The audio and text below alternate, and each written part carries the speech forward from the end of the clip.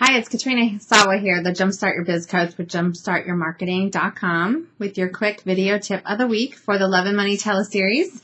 And excuse my appearance. I was out in the wind and rain this morning, our very first day here in California with a ton of wind and rain, and it's yucky, and I have to go back out in it. I'm not excited about that, but I wanted to record this quick video tip for you today about something that I'm really annoyed at people doing. And it's really bad etiquette, frankly, for business follow-up.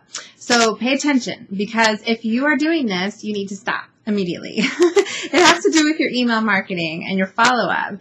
A lot of us go to various networking events every week or every month, and we meet all kinds of new people, right? And they give us their business cards. But what do you do with those business cards when you get them?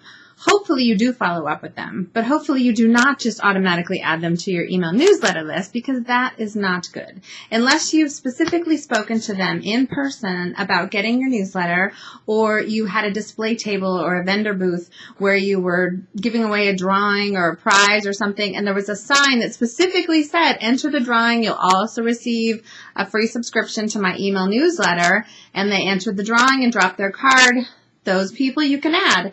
If your sign did not say you're also going to receive a free subscription to my email newsletter, you don't want to be adding them, okay? So either change your sign or stop adding them. But definitely the people who just give your card, or if you go to an expo or event or a conference or something and you pick up people's cards from various tables, you don't just add them to an email newsletter, okay? That's just bad etiquette. It's not about who collects the most cards and who can add the most people to your database. It's about quality relationship building. So you can still follow up with people via email after a networking event, but you want to do it in a different manner. You want to make it more personal. It should not look like a newsletter. You definitely want to tell them you haven't added them to a list.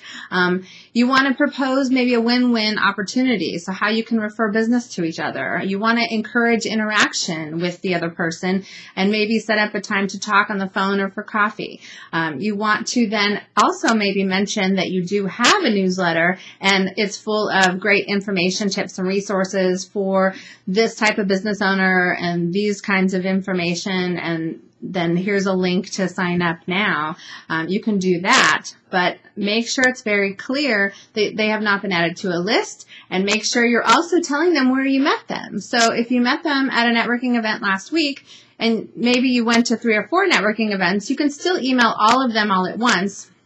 Although you don't want to do a bunch of people in the to field of your Outlook, that's bad.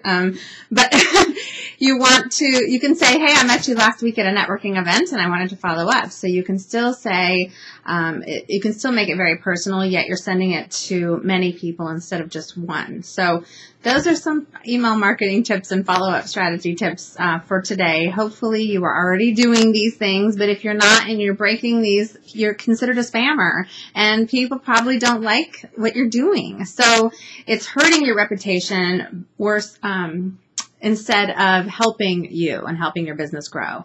So think about that next time you add people to a list. And then don't forget, today is actually next week. I'm doing the last call in the series on the Love and Money teleseries. It's all about leveraging yourself into big money, developing different sources of income streams, higher end coaching programs, maybe membership models. That's next Tuesday at 5 o'clock Pacific. So make sure you're watching your emails for the call-in link. We will send that out. And then you can always go to the forum, the Love and Money forum.